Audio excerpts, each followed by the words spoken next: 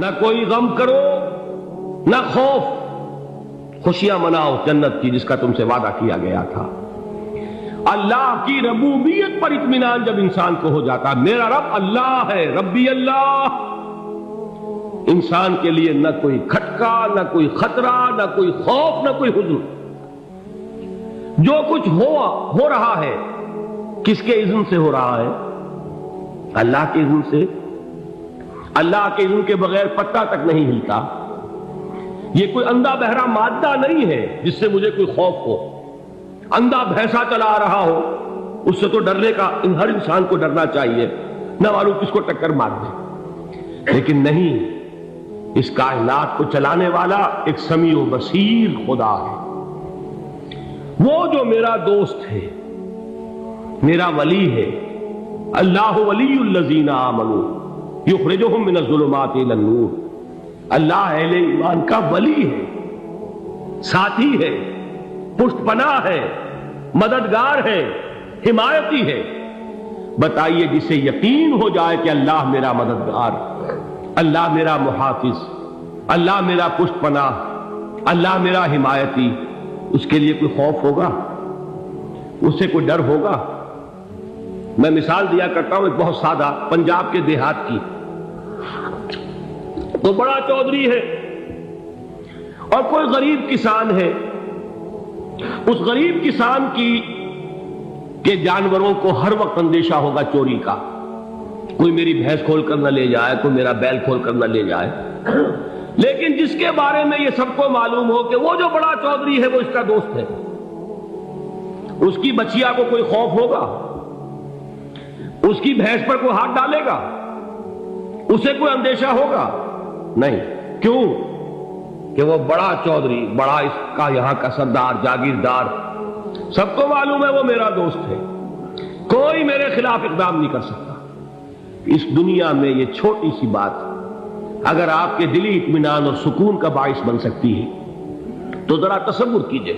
میں لفظ تصور استعمال کروں گا صرف اس لیے کہ اس کا ہم جس کو کہتے ہیں ادراک اور شعور کر نہیں سکتے، اگر کے ساتھ کر سکتے۔ اگر یقین ہو کہ اللہ میرا مددگار اور یقین ہو کہ اللہ ہر آن میرے ساتھ ہے، پھر کوئی خوف؟ کس کا خوف؟ کوئی شے اللہ سے بالا تر ہے؟ کوئی قوت اس سے زیادہ طاقتور ہے؟ کوئی اس کے ارادے کو بدلنے والا ہے؟ کوئی اس کی مشیت کے آڑے آنے والا ہے؟ یہی بات ہے جو حضور نے فرمائی، یہ ایمان کا حاصل ہے لب لباب، کہ دیکھو اچھی طرح اس بات کو ذہن نشین کر لو، اگر تمام انسان مل کر تمہیں کوئی نقصان پہنچانا چاہے نہیں پہنچا سکتے، مگر جو کچھ اللہ نے لکھ دیا ہو، اور تمام انسان مل کر تمہیں کوئی نفع پہنچانا چاہے نہیں پہنچا سکتے، مگر وہ شے جو اللہ نے طے کر دی۔ آپ پھر میں کہوں گا ذرا طاری کیجئے، اسے فرض کیجئے، اسے سوچئے۔ اگر اس حدیث پر ہمارا دل ٹھکا ہوا ہو تو کسی سے ڈر ہوگا؟ یہ مجھے نقصان نہ پہنچا دے، یہ میری رپورٹ خراب نہ کر دے، یہ میری انکریمنٹ نہ رکوا دے، یہ میرا یہ نہ بگاڑ دے، یہ میرے یہ نقصان نہ پہنچا دے۔ اس کا ڈر، اس کا ڈر، اس کا خوف، اس کی خوشامد، اس کے لیے جا کر طرح طرح سے اپنی عزت نفس کو ذلیل کروانا اس کے سامنے، یہ سب کچھ کیوں کرتا ہے انسان؟ جب سمجھتا ہے کہ اس کے ہاتھ میں میرا کوئی نفع ہے، اس کے ہاتھ میں میرے لیے کوئی ضرر ہے، یہ مجھے کوئی غضب پہنچا سکتا ہے، یہ مجھے کوئی نقصان پہنچا سکتا ہے، یہ میرا کوئی کام بنا سکتا ہے، یہ میری کوئی ضرورت پوری کر سکتا ہے، اسی کا نام شرک ہے۔ جہاں آپ نے یہ سمجھا کہ غیر اللہ کے اندر کوئی طاقت موجود ہے، وہی شرک ہے۔ بتوں سے تجھ کو امیدیں، خدا سے نو امیدی، مجھے بتا تو صحیح اور کافری کیا ہے؟ شرک تو یہ ہے۔ جس پر بھی تمہیں یہ خیال ہے، کلمہ ہے یہ کلمہ سوم، لا حول ولا قوت الا باللہ، ذرا اس پر دل کو کبھی اگر آپ تصور کریں، پھر فرض کریں، دل ٹھک جائے اس پر، کوئی طاقت نہیں۔ یہی بات تھی جو شیخ عبد القادر جیلانی رحمۃ اللہ علیہ نے اپنی وصیت میں اپنے بچے سے کہی۔ 11ویں دینے والے ہیں، لیکن حضرت شیخ عبد القادر جیلانی کی وصیت اور تعلیمات کو کتنے لوگ ہیں تم جانتے ہو؟ یہ جن مقامات تک پہنچے ہیں وہ کس چیز کی بدولت پہنچے؟ انہوں نے جو پیغام دیا وہ کیا تھا؟ اے میرے بچے، جس طریقے سے قرآن مجید میں حضرت لقمان کی نصیحتیں جو ہے نقل کر دی گئی ہیں، میں یہ عرض کروں گا بالفرض اگر قرآن حضرت عبد القادر جیلانی کے بعد نازل ہوا ہوتا تو شیخ عبد القادر کی یہ نصیحتیں بھی قرآن میں درج ہوتی۔ اتنی اونچی نصیحتیں ہیں۔ اے میرے بچے، اس حقیقت کو ذہن نشین کر لے، لا فاعل فی الحقیقت ولا مؤثر الا اللہ۔ اس کائنات میں نہ کوئی فاعل حقیقی ہے نہ مؤثر حقیقی ہے سوائے اللہ۔ کسی شے میں کوئی تاثیر نہیں اگر اللہ نہ چاہے۔ آگ جلا نہیں سکتی اگر اللہ نہ چاہے، پانی ڈبو نہیں سکتا اگر اللہ نہ چاہے، زہر ہلاک نہیں کر سکتا اگر اللہ نہ چاہے، کوئی چیز فائدہ نہیں پہنچا سکتی اگر اللہ نہ چاہے۔ تو در در پہ کیوں سر جھکاتے ہو؟ در در پر کیوں جبیں سائی کرتے ہو؟ سب کے سامنے کیوں ہاتھ پھیلاتے ہو؟ ایک اللہ سے مانگو، ایک اللہ کے سامنے زمین پر اپنی جبین رکھو۔ لا فاعل فی الحقیقت ولا مؤثر الا اللہ۔ نظر آتا ہے ہمیں کہ پانی پیاس بجھا دیتا ہے، پیاس بجھانے کی صلاحیت پانی میں نہیں ہے، اللہ کے اذن سے۔ کھانا بھوک مٹا دیتا ہے، بھوک مٹانے کی صلاحیت کھانے میں نہیں ہے، اذن رب میں۔ دیکھیے یہی یقین تھا حضرت موسیٰ علیہ السلام کا واقعہ یاد کیجئے۔ سامنے سمندر آ گیا ہے، قوم دیکھتی ہے پیچھے کہ گرد و غبار کا طوفان۔ معلوم ہوا کہ فرعون اپنے لشکر سمیت آ گیا۔ لشکر جب چلتا تھا تیز رفتاری کے ساتھ تو گرد و غبار کا جو طوفان اٹھتا تھا اس کا تصور کیجیے، اور لمحہ بلمحہ وہ قریب آ رہا ہے۔ پوری قوم نے کیا کہا؟ اے موسیٰ انا لمدرکون، اے موسیٰ ہم کو پکڑے گئے۔ قرآن مجید نے تو یہاں وہ باتیں نہیں لکھی ہیں، لیکن تورات میں یہ درج ہے کہ بنی اسرائیل جھگڑنے لگے، دست و گریبان ہو گئے موسیٰ کے ساتھ۔ موسیٰ نے یہاں مروایا لا کر، اس سے تو ہم ہی بہتر تھے، وہاں کھانے کو ملتا تھا، زندگی تو تھی، بیگار ہم کر رہے تھے، موت تو نہیں تھی۔ اب جو کچھ ہوگا اس کا تصور کرو، جس طریقے سے ہمارے ٹکڑے اڑائے جائیں گے۔ تو لڑ رہے ہیں حضرت موسیٰ علیہ السلام سے۔ یہ تورات کی تفصیل ہے، قرآن میں صرف اتنا آیا ہے، پریشان ہو کر انہوں نے کہا انا لمدرکون، موسیٰ ہم کو پکڑے گئے۔ اس وقت موسیٰ کا جواب کیا ہے؟ کلا ان معی ربی سیہدین، نہیں، میرے ساتھ میرا رب ہے، وہ راستہ دے گا۔ بتائیے کہاں راستہ نظر آ رہا ہے؟ یہ ہے ایمان بالغیب۔ راستہ نظر نہ آئے تب اللہ پر یقین ایمان ہے۔ جیب میں پیسے ہوں اور تب دل کو اطمینان ہے تو ایمان کس پر ہوا؟ پیسے پر، اللہ پر نہیں۔ جب وسائل و ذرائع نہ ہو اور پھر یقین ہو کہ اللہ مسبب الاسباب ہے، وہ اسباب کا پابند نہیں ہے، وہ اسباب کا محتاج نہیں ہے، اسباب اس کے محتاج ہے۔ اگر یہ یقین ہے تو اللہ پر ایمان ہے، یہ نہیں ہے تو تمہارا ایمان اسباب پر ہے، وسائل پر ہے، ذرائع پر ہے، مادیات پر ہے، اللہ پر نہیں۔ اس وقت کہاں راستہ تھا؟ کوئی راستہ تھا؟ سمندر ہے اور ادھر سے لشکر آ گیا ہے۔ کلا ان معی ربی سیہدین۔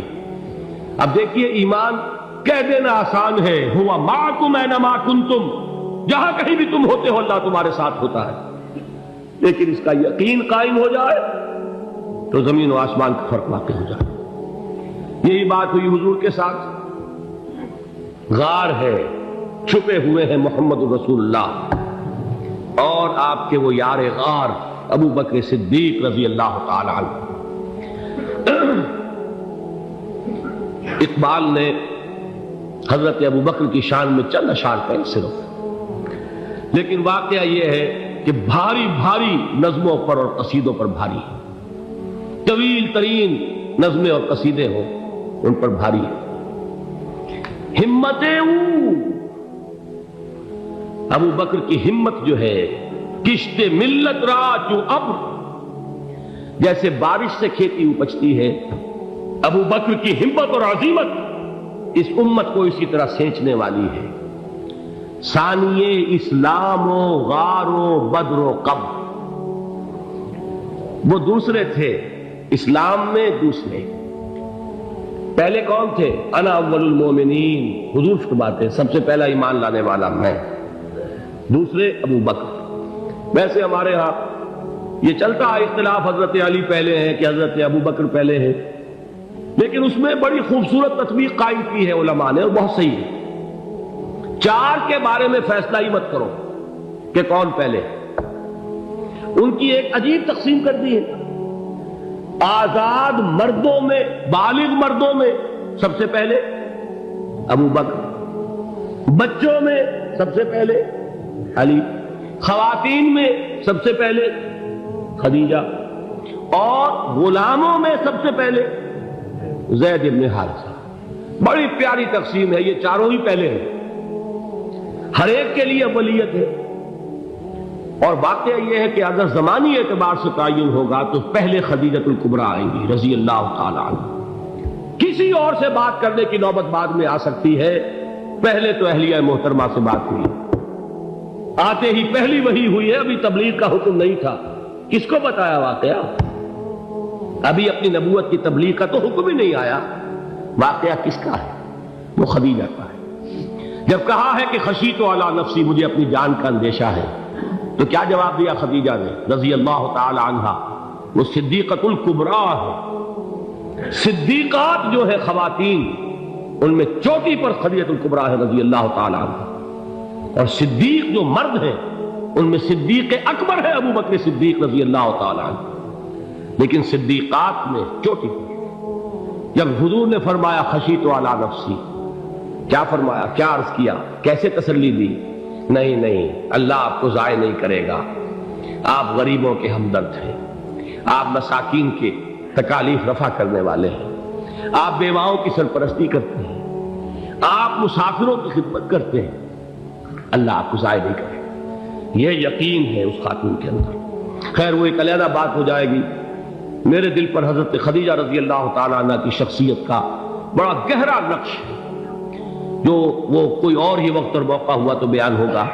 بہرحال اقبال نے ایک مصرے میں جو چار اولیتیں جمع کر دی ہیں، ہمتیں او کشت امت را چو ابر، ثانی اسلام و غار و بدر و قبر۔ اسلام میں حضور کے بعد پہلے کون؟ ابو بکر۔ غار میں حضور کے ساتھ کون؟ ابو بکر۔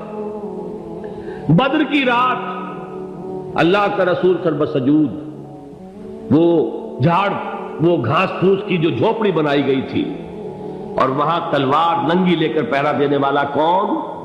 ابو بکر۔